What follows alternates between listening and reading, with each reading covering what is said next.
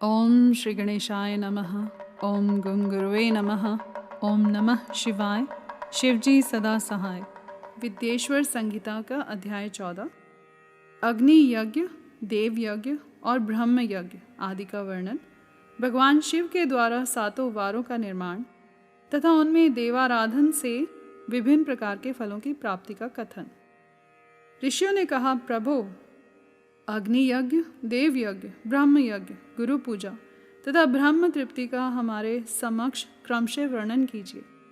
सूत जी बोले, महर्षियों, गृहस्थ पुरुष अग्नि में सायंकाल और प्रातःकाल जो चावल आदि द्रव्य की आहुति देता है उसी को अग्नि यज्ञ कहते हैं।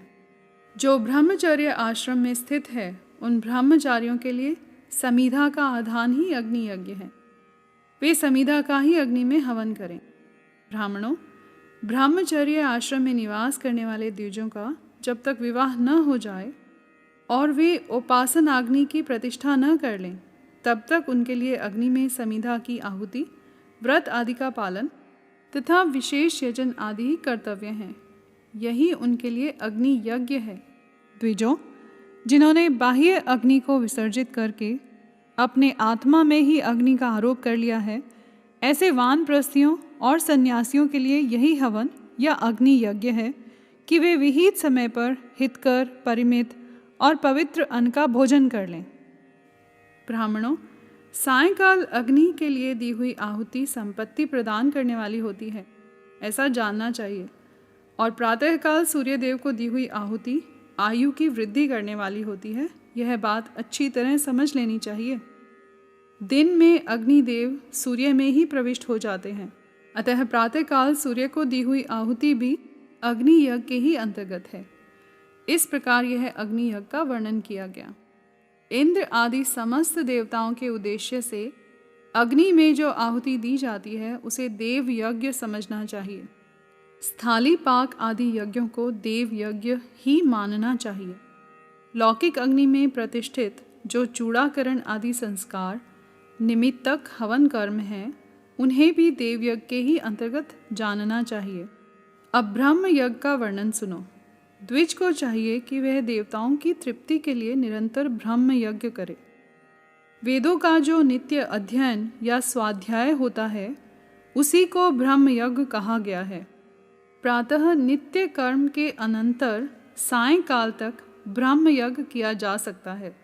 उसके बाद रात में इसका विधान नहीं है।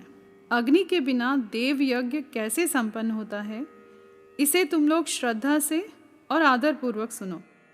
सृष्टि के आरंभ में सर्वज्ञ, दयालु और सर्वसमर्थ महादेव जी ने समस्त लोगों के उपकार के लिए वारों की कल्पना की। वे भगवान शिव संसार रूपी रोग को दूर करने के लिए वैद्य हैं, सबके ज्ञाता तथा समस्त औषधों के भी औषध हैं। उन भगवान ने पहले अपने वार की कल्पना की जो आरोग्य प्रदान करने वाला है। तत्पश्चात अपनी माया शक्ति का वार बनाया जो संपत्ति प्रदान करने वाला है। जन्म काल में दुर्गतिग्रस्त बालक की रक्षा के लिए उन्होंने कुमार के वार की कल्पना की। तत्पश्चात सर्व समर्थ महादेव जी ने आलस्य और पाप की निवृत्ति तथा समस्त लोगों का हित करने की इच्छा से लोक रक्षक भगवान विष्णु का वार बनाया।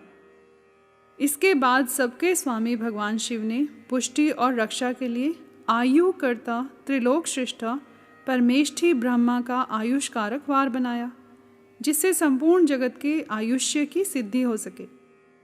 इसके बाद तीनों लोकों की वृद्धि के लिए पहले पुण्य पाप की रचना हो जाने पर उनके करने वाले लोगों को शुभाशुभ फल देने के लिए भगवान शिव ने इंद्र और यम के वारों का निर्माण किया। ये दोनों वार क्रमशः भोग देने वाले तथा लोगों के मृत्यु भय को दूर करने वाले हैं। इसके बाद सूर्य आदि 7 ग्रहों को, जो अपने ही स्वरूपभूत तथा प्राणियों के लिए सुख दुख के सूचक हैं, भगवान शिव ने उपर्युक्त 7 वारों का स्वामी निश्चित किया।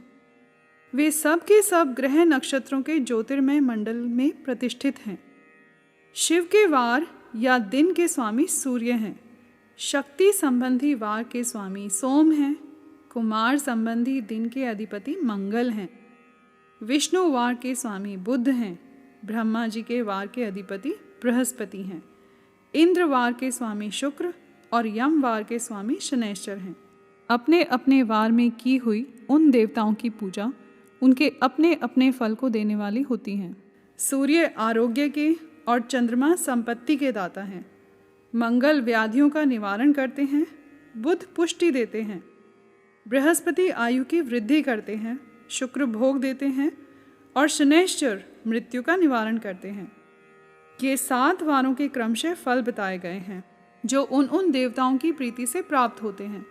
अन्य देवताओं की भी पूजा का फल देने वाले भगवान शिव ही हैं। देवताओं की प्रसन्नता के लिए पूजा की 5 प्रकार की ही पद्धति बनाई गई। उन देवताओं के मंत्रों का जप यह पहला प्रकार है। उनके लिए होम करना दूसरा, दान करना तीसरा तथा तप करना चौथा प्रकार है। किसी वेदी पर, प्रतिमा में, अग्नि में अथवा ब्राह्मण के शरीर में आराध्य देवता की भावना करके 16 उपचारों से उनकी पूजा या आराधना करना 5वां प्रकार है। इसमें पूजा के उत्तरोत्तर आधार श्रेष्ठ हैं। पूर्व के अभाव में उत्तरोत्तर आधार का अवलंबन करना चाहिए। दोनों नेत्रों तथा मस्तक के रोग में और कुष्ठ रोग की शांति के लिए भगवान सूर्य की पूजा करके ब्राह्मणों को भोजन कराएं। तदंतर 1 दिन, 1 मास, 1 वर्ष अथवा 3 वर्ष तक लगातार ऐसा साधन करना चाहिए। इससे यदि प्रबल प्रारब्ध का निर्माण हो जाए तो रोग एवं जरा आदि रोगों का नाश हो जाता है। इष्ट देव के नाम मंत्रों का जप आदि साधन वार आदि के अनुसार फल देते हैं। रविवार को सूर्य देव के लिए, अन्य देवताओं के लिए तथा ब्राह्मणों के लिए विशिष्ट वस्तु अर्पित करें। यह साधन विशिष्ट फल देने वाला होता है तथा इसके द्वारा विशेष रूप से पापों की शांति होती है। सोमवार को विद्वान पुरुष संपत्ति की प्राप्ति के लिए लक्ष्मी आदि की पूजा करें तथा सपत्नीक ब्राह्मणों को घृत पक्व अन्न का भोजन कराएं। मंगलवार को रोगों की शांति के लिए काली आदि की पूजा करें तथा उड़द, मूंग एवं अरहर की दाल आदि से युक्त अन्न ब्राह्मणों को भोजन कराएं। बुधवार को विद्वान पुरुष दधि युक्त अन्न से भगवान विष्णु का पूजन करें। ऐसा करने से सदा पुत्र, मित्र और कलत्र आदि की पुष्टि होती है।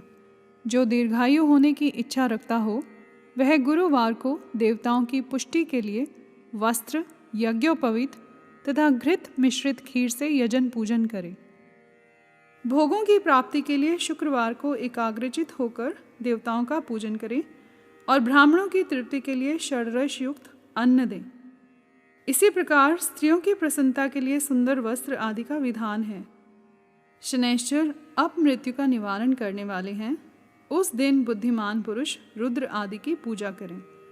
तिल के होम से, दान से देवताओं को संतुष्ट करके ब्राह्मणों को तिल मिश्रित अन्न भोजन कराएं।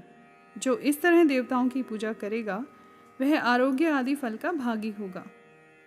देवताओं के नित्य पूजन, विशेष पूजन, स्नान, दान, जप, होम तथा ब्राह्मण तर्पण आदि में एवं रवि आदि वारों में विशेष तिथि और नक्षत्रों का योग प्राप्त होने पर विभिन्न देवताओं के पूजन में सर्वज्ञ जगदीश्वर भगवान शिव ही उन देवताओं के रूप में पूजित हों, सब लोगों को आरोग्य आदि फल प्रदान करते हैं। देश, काल, पात्र, द्रव्य, श्रद्धा एवं लोक के अनुसार उनके तारतम्य क्रम का ध्यान रखते हुए महादेव जी आराधना करने वाले लोगों को आरोग्य आदि फल देते हैं। शुभ अर्थात मांगलिक कर्म के आरंभ में और अशुभ अर्थात अंत्येष्टि आदि कर्म के अंत में तथा जन्म नक्षत्रों के आने पर गृहस्थ पुरुष अपने घर में आरोग्य आदि की समृद्धि के लिए सूर्य आदि ग्रहों का पूजन करें। इससे सिद्ध है कि देवताओं का यजन संपूर्ण अभीष्ट वस्तुओं को देने वाला है। ब्राह्मणों का देव यजन कर्म वैदिक मंत्र के साथ होना चाहिए। यहाँ ब्राह्मण शब्द क्षत्रिय और वैश्य का भी उपलक्षण है।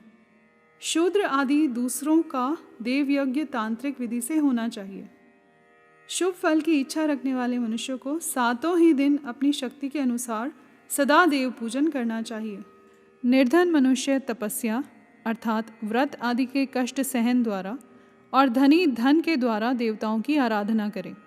वह बार बार श्रद्धापूर्वक इस तरह के धर्म का अनुष्ठान करता है और बारंबार पुण्य लोकों में नाना प्रकार के फल भोग कर पुनः इस पृथ्वी पर जन्म ग्रहण करता है।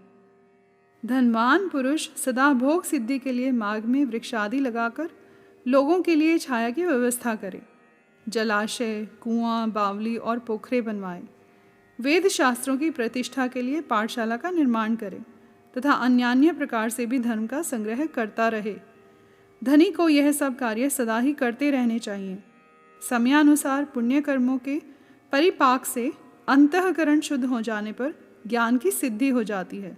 द्विजों, जो इस अध्याय को सुनता, पढ़ता अथवा सुनने की व्यवस्था करता है, उसे देव यज्ञ का फल प्राप्त होता है। यहाँ पर विद्येश्वर संहिता का अध्याय 14 समाप्त हुआ। कर्पूर गौरम करुणावतारम संसार सारम भुजगेंद्रहारम सदा वसंतम हृदयारविंदे भवम भवानी सहितम नमामि।